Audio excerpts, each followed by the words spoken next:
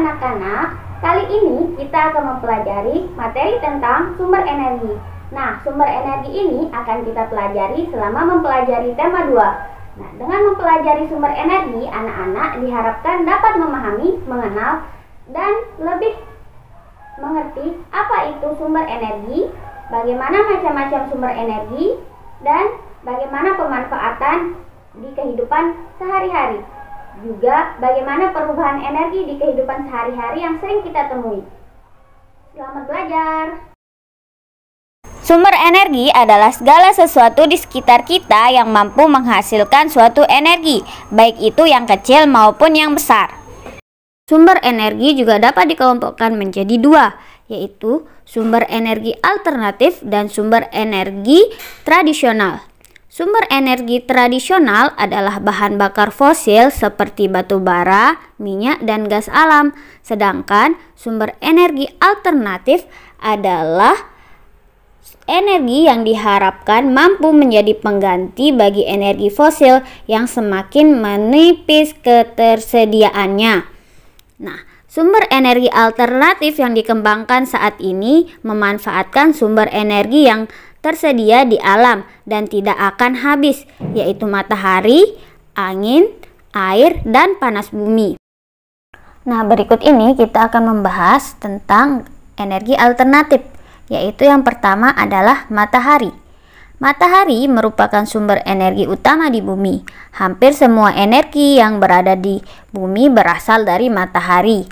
Energi panas yang dihasilkan dapat digunakan untuk memanaskan ruangan, memanaskan air, dan keperluan lainnya. Energi matahari juga bermanfaat bagi kehidupan kita sehari-hari. Di antaranya yaitu yang pertama, seiring dengan perputaran bumi pada porosnya, matahari membuat terjadinya siang dan malam. Yang kedua, seiring dengan kemiringan posisi bumi saat melakukan revolusi, matahari mengakibatkan terjadinya 4 musim di belahan bumi utara dan selatan, yaitu musim panas, musim gugur, musim dingin, dan musim semi. Yang ketiga, matahari berperan pada siklus atau perputaran air, hingga terjadi perubahan cuaca seperti mendung, panas, dan hujan. Yang keempat, matahari berperan pada proses terjadinya awan hingga terjadinya hujan yang membasahi daratan hingga semua tumbuhan di darat dapat bertahan hidup. Air hujan yang tersimpan di tanah juga dimanfaatkan hewan dan manusia untuk keberlangsungan hidupnya. Yang kelima yaitu matahari berperan pada proses fotosintesis sehingga semua tumbuhan baik di darat dan di laut dapat hidup, berkembang, dan membuat cadangan makanan untuk dikonsumsi hewan dan manusia. Yang keenam, panas matahari mengakibatkan air laut menguap. Peristiwa ini dimanfaatkan pada proses pembuatan garam. Yang ketujuh, cahaya dan panas matahari digunakan sebagai sumber energi pada panel surya yang mengubah energi cahaya menjadi energi listrik. Cahaya matahari di pagi hari juga membantu proses terjadinya vitamin D yang berguna bagi pertumbuhan tulang pada anak-anak. Selanjutnya yaitu sumber energi alternatif yang kedua yaitu angin. Angin adalah gerakan udara di permukaan bumi yang terjadi karena tekanan udara. Angin telah dimanfaatkan sejak dulu sebagai sumber energi pada perahu layar dan kincir angin tradisional. Angin memiliki banyak peranan dalam kehidupan, yaitu yang pertama pada proses hujan. Angin membuat awan-awan bergerak ke berbagai wilayah di atas daratan, sehingga banyak wilayah akan terhindar dari kekeringan. Yang kedua, angin membantu suhu udara di musim panas menjadi lebih sejuk. Angin juga sangat menyenangkan bagi anak-anak. Angin membuat anak-anak dapat bermain layangan, bermain kincir, atau bermain gelembung sabun yang berterbangan ke berbagai arah karena tiupannya. Dan yang ketiga, angin dapat dimanfaatkan sebagai sumber energi listrik. Sumber energi alternatif yang ketiga yaitu air. Air yang deras memiliki sumber energi gerak. Energi itu biasanya dimanfaatkan sebagai pembangkit tenaga listrik. Oleh karena itu, di PLTA, atau pembangkit listrik tenaga air dibuat bendungan air di tempat yang tinggi. Air yang dibendung tersebut kemudian dialirkan menurun sehingga akan mengalir seperti air terjun yang deras.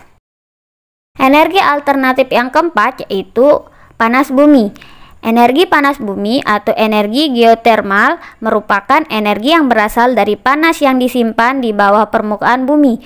Pusat bumi terbentuk dari lapisan batuan yang sangat panas. Hal itu menunjukkan bahwa bumi merupakan sumber energi panas yang sangat besar. Sumber energi alternatif yang kelima yaitu gelombang air laut. Gelombang air laut saat memecah di pantai menghasilkan banyak energi. Energi ini dapat diubah menjadi energi listrik. Energi alternatif yang keenam yaitu bahan bakar bio. Bahan bakar bio merupakan bahan bakar yang berasal dari makhluk hidup, baik hewan maupun tumbuhan. Bahan bakar bio yang berasal dari tumbuhan diantaranya yaitu tumbuhan berbiji yang mengandung minyak seperti bunga matahari, jarak, kelapa sawit, kacang tanah, dan kedelai. Bahan bakar tersebut dikenal sebagai biodiesel. Biodiesel dapat digunakan untuk menggantikan solar. Singkong, ubi, jagung, dan sagu dapat diubah menjadi bioetanol. Bioetanol dapat menggantikan bensin ataupun premium. Bahan bakar bio juga dapat berasal dari kotoran ternak. Bahan bakar tersebut dikenal sebagai biogas. Selanjutnya yaitu perubahan energi. Perubahan energi adalah berubahnya bentuk energi dari satu jenis energi ke energi yang lain. Nah, berikut ini kalian bisa memperhatikan contoh-contoh dari perubahan energi pada tabel berikut ini.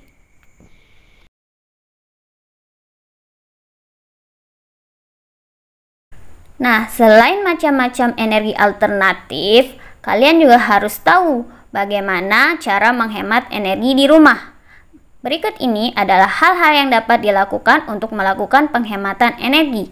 Yang pertama, banyak energi yang terbuang hanya dengan meninggalkan peralatan listrik tetap tercolok ke stop kontak dan membuat peralatan pada mode siaga. Dengan hanya mencabut peralatan ketika mereka tidak digunakan, dapat menghemat tagihan listrik.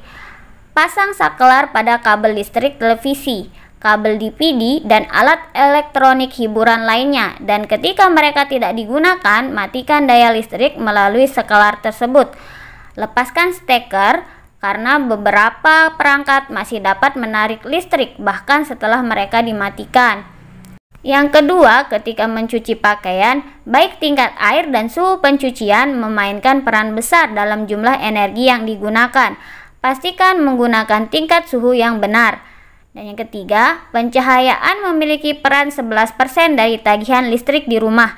Dengan mematikan lampu berarti menghemat energi. Yang keempat, saat ini banyak toko elektronik yang menyediakan lampu hemat energi. Ganti lampu lama dengan lampu hemat energi. Nah, itu dia materi tentang sumber energi. Semoga bermanfaat untuk pembelajaran di rumah.